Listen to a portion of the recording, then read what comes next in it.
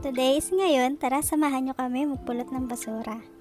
Half day lang pala kami sa trabaho namin ngayon. Itong mga oras na ito, naghihintay na lang kami mag alas 12 para makapag-out. Kakatapos lang pala namin mag-lunch dyan. At nung nakapag-out na kami, nagsimula na pala kami maglakad papunta sa Shika train station. Ay rugon, alam mo din nga ba ako nung pangasiga maglakad. Balamat nila sigurang labanan. Mamulot kami muna ng basura kanyan. O sige, pak, awara, single yan. Nandito na nga pala kami sa Shika train station. Hinihintay na lang namin si Puli kasi nasa kanya pa yung mga ticket na gagamitin namin.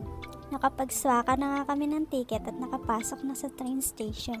Medyo naghintay pa kami ng ilang minuto dyan bago dumating yung train na sasakyan namin. Oh, bilisan mo lungubo, potay tami taga ng luklukan. Diyos ko, meron tayong oras talakad kanyan. Nasa 1 hour and 10 minutes din kasi ang biyahe namin bago kami makarating dito sa Fulong Station. Sa may beach nga pala kami magpupulot ng basura. Yan nga pala yung ticket na sinasabi ko kanina na gamit namin pang swaka. Nakakatuwa nga kasama pala namin itong dalawang batang to at kambal pa sila. Sa sobrang kabisihan ko nga mag-video, dire-diretso akong lumabas. Di ko na malayan, yung mga kasama ko wala na pala sa likod ko. At ayun, lumiko pala sila dun. Magsisiar daw muna sila at ihi na sila. Sabi ako, ito ako marugo sa biyana nam. Ayan pala yung mga kasama namin. Maglalakad pa kami ng 5 to 7 minutes bago kami makarating dun sa cottage kung saan naghihintay si Coco at yung mga kagamitan na gagamitin namin sa pagpupulot ng basura.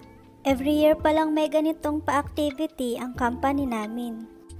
Abi ako'y daran, yung bilis ugong maglakad tagal. Okay, fast forward, nakarating na nga kami dito sa cottage. Nasa harap lang pala ito ng beach. Diyos ko, bala mo disyerto yan manlupang beach. Buti na lang nakasama ang panahon, hindi maaraw at hindi rin maulan. Katamtaman lang, makulimlim kasi, pero mahangin. At eto na, oras na para kumuha ng uniform. Susuotin kasi namin to habang nagpupulot kami ng basura at uhubarin din pagkatapos. Okay, fit check. Bagay ba? Iboto niyo ako sa susunod na halalan ha. Char. Oh, picture daw. Ay, video pala. It's a prank. At may pa-orientation pa nga si Coco bago kami mag-start. At eto na, para na kaming mga langgam na nagkalat dito. Low tide nga nung pagdating namin. Pero maya-maya lang, nag-umpisa ng tumaas ang tubig. Buti na lang, naisipan naming magdala ng jacket. Ang lamig pa rin kasi ng hangin dito kahit nag-uumpisa ng mag-summer. Good Samaritan muna tayo for today's video. Kunwari, daming napupulot na basura. Isama mo na rin pati yung plastic mong kaibigan. Char! Ang cute naman na magpamilyang to. Yan pala yung mga kambal kanina. Heto namang si Pam, kunwari naghahanap ng basura, umaaura lang naman. Sasayaw pa yan. O, diba? Ang lalakas at ang lalaki ng mga alon ngayon. Doon pala sa bandang part na yon, doon ginaganap ang sun sculpture every summer. Nakita ko na naman yung tulay na yon. Na-miss kasi ako, hindi ko alam kung sadyang ganyan ba yan o naputol lang.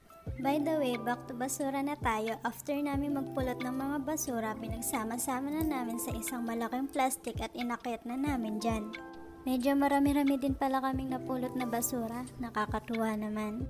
Binalik na rin pala namin yung mga ginamit naming mga tong at mga gloves. Pagkatapos namin maghugas ng kamay, nagpahinga lang kami ng konti. At may pamerienda pa pala si Mayor. Hindi ko alam kung anong tawag dito, basta sinabawang red bean na may binatog.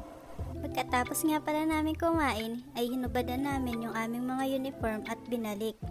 At bago nga mag-uwian, ito namang si Coco may pa-closing meeting pa.